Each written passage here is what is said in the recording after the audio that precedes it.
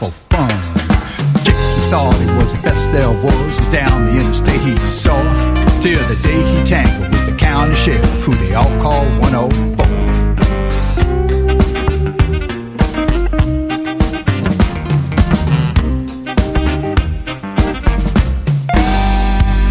It was late on a Thursday evening, and Jake, he was feeling kind of mean, cause he just run out of his favorite drug, you know, the one called amphetamine. So we started up to Petula, and he said, say, baby, let's split. There's a little gas station on down the road that might be fun to hit. So they drove up to the station, and they both jumped off of Jake's ride. They were up to derision at Jake's decision as they both on to the inside. The attendant, he was an old man, and you know he didn't think it very funny. When Petula pulled out that great big gun, said, honey, give me all your money. Well, the old man opened up the cash drawer, and Jake grabbed the money and ran. With Petula out the door to the big chopped holler that was parked on the center kickstand. Then they headed out for the 4-lane, and they thought it was lots of fun. With Jake on his hog, with Petula the dog, with the automatic 45 gun. Jake, he thought it was the best there was. He's down the interstate he saw, till the day he tangled with the county sheriff, who they all call 104.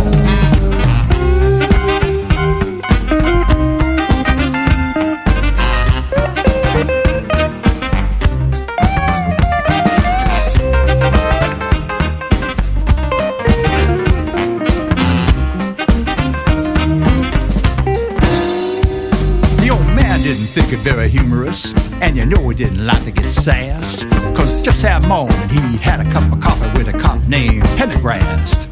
But the old man had a lot of sense, and he knew just exactly what to do. He dropped a dime in the phone till he got the dial tone, and he talked to operator 42. Operator 42, she was the best, and she gave out the description of Jake the maggot with the gang color jacket and Petula with the 45 gun.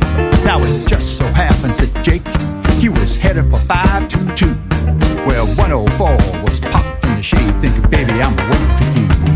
Jake laughed and thought he had it made, but you should have seen the look in his eyes when outside Monroe on 522, you know he got one hell of a surprise. You can advertise your business on Night Dreams Talk Radio, and you will be heard worldwide. Why not contact us at nightdreamstalkradio@gmail.com. If you would like to hear Night Dreams Talk Radio on your local radio station, let them know. Tell them to check out www.nightdreamstalkradio.com, and thank you. Good evening, or morning, depending on your time zone. From the Pacific to the Atlantic to you worldwide. Get yourself a cup of Java and find a comfy, easy chair. And get ready for Gary and his guest on Night Dreams Talk Radio After Dark. And now, here's Gary. And here I am. We're talking with Earl Grey here tonight. James Kirschbaum out there in the background eating his sugar frosted flakes and just getting engrossed into the show. Right, James? That's right. Unfortunately, the flakes is on strike tonight because I ran out of milk. Oh, you can eat it. You can eat it dry like I used to. I'm not that brave. Oh, I am. I love sugar frosted flakes. It's dry. Hey, Earl, we're back with you, my friend. Hello. So, you've been in the music now for how many years? I'd have to do math. I mean, probably 48 years. Around 48 years. And to do so, that was pretty good math. But yeah, about 48 years. Since I was around 12 or 13, it's one of my obsessions, and something that I love. And the thing about music is that there's a magical element to it. Especially as a songwriter, or if you're playing a guitar solo, where you have to kind of come up with something on the spot, especially if you're doing improvisation on guitar. You have to kind of pull the notes out of the sky somehow. And I know I've heard so many musicians say the same thing, that it's almost like the song or the solo already exists. You just have to sort of learn how to pull it out of the ether. And I think that's why musicians maybe see UFOs or ineffable things, things that other people don't always see. Because I think that musicians are sort of attuned to this kind of frequency where, we're used to pulling things out of the ether. And they're real things. I mean, a song is reality. Paul McCartney, when he wrote Yesterday, it came to him in a dream. And, he I guess he had like a little tape recorder or something, and he recorded the melody, just sang it in a primitive way. And he started asking people, what is this song? Do you know what this song is? And he would sing Yesterday. And I guess by then he had figured out the chords to it. He called it Scrambled Eggs originally, right? That's big difference there. Eggs, baby, how I love your legs. And he kept playing it for people, and he said, well, no, I've never heard that before. I have no idea what that is. And he finally figured out that he had written this amazing, iconic song, and it came to him in a dream. It was sort of, fully formed from the head of Zeus, and there it is. And that's sort of a supernatural thing, It's a very strange thing, and you have to have good instincts to be a good musician or be a songwriter, and you have to have good instincts to be a UFO investigator too. Sometimes you'll have people that are pulling, are bored or crazy or something, or are pulling your leg or sending you a CGI UFO. We get all kinds of stuff at MUFON. And it's not always real, Sometimes there's, the person has mental problems, or they saw a blimp in the distance and mistook it for something. But sometimes we get, it's like, Dr. J. Allen Hynek, who was the head of Project Blue Book, he said that it's that 5 to 10% of UFO cases that are real.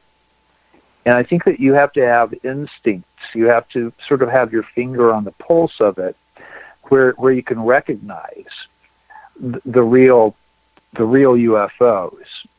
And there's sort of a sensitivity that comes along with it that you have to have. And I think that a lot of those qualities come along with working musicians, where you have to be able to pull a guitar solo out of the air on the spot. It's the same kind of thing. You have to have good instincts. Your intuition has to be there, and you need to have a good, BS detector too. You do. I keep bumping into. There's so many musicians that become ufologists. It's a thing. It's very, very interesting how that works. My friend Terry Arbogast, he was one of the first ufologists that I had ever met. And he's a Roswell investigator. And he's a killer guitar player. He's got me, he's better than I am, He's a fantastic guitar player. He plays like Johnny Winter or something. But there's like one of the first ufologists I ever met. And my dear friend and state director, Jeff Krause, who you had on earlier this week, there's another great guitar player, another musician. There's a whole bunch of us out there, and it's very interesting how that works. But I think there's a connection. I think it is because, Barry Gibb, I don't know him, but I have chatted with him a few times through the course of years.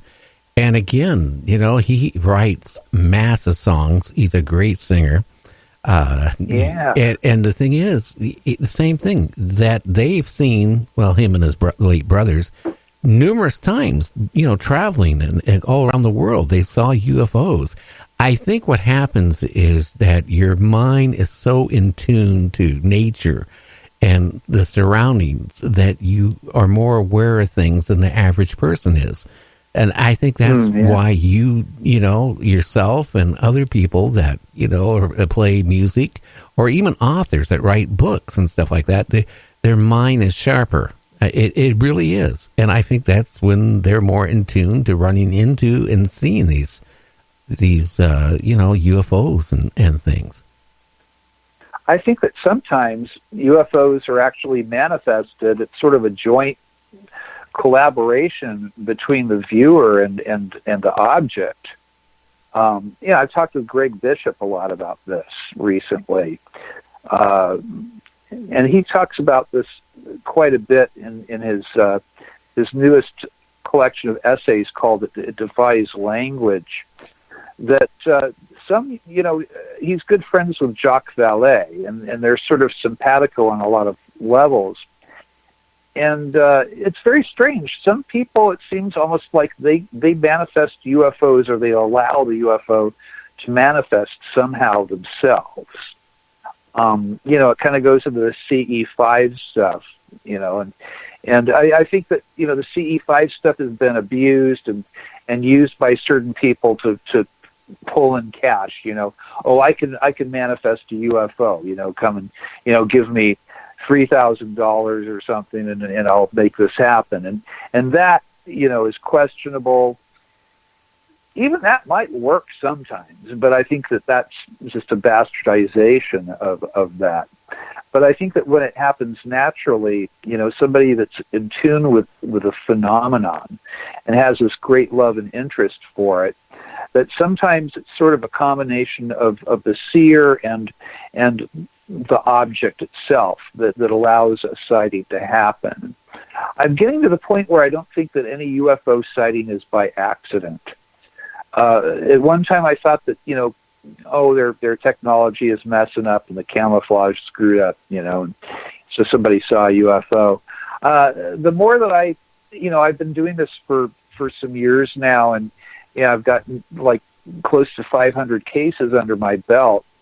And I'm starting to see that a lot of the better cases, the ones that have evidence, the ones where there are multiple witnesses as well, that it seems like the main person, that it might have been sort of a joint effort between, you know, the other dimension that we're dealing with. I mean, I kind of think that UFOs are dimensional too. I think that some may be interstellar, but I think that there's problems with the interstellar, you know, the extraterrestrial hypothesis. It seems to be that it's probably an interdimensional phenomenon more than anything. Or if it's interstellar, they're using other dimensions to get here because of the time element. You know, I mean, light years, you unless you're going into suspended animation or something, it's really kind of an inconvenient cosmos that we have, and it kind of disallows for instantaneous travel between stars, and unless you're using some sort of a wormhole or a dimensional tesseract to do it. Well, I think that's how they get here, is that they either create a artificial wormhole or they go through a black hole. You know, a year ago, scientists, and they're even revised today. I was reading in the news, you know, all of a sudden, here for the last month, they said, we discovered the biggest black hole ever. Now they come back and said, well, it's not as big as they thought. But, you know, a year ago, scientists said nothing could go through a black hole and come out the other side. Well, a couple months ago, they started noticing things coming out of a black hole, which that kind of shot them in the foot. I think the problem is that our intelligent level, and I'm not trying to make us all look like I'm putting us all down. I just don't think we're intelligent yet enough to comprehend how they do it, because we have no idea how they're doing it. I know that they are getting here. I don't know what their motives are, because I am so confused now more than ever. You know, I've been doing this since 1976, except for a 10-year break, that I am so confused now after interviewing, you know, the new generation of people that claim, quote, quote, they were abducted or they have seen these encounters. is totally different than what I heard of in the mid '90s and the 2000s. It's so different that I find it in a lot of ways hard to comprehend. But if they're telling the truth,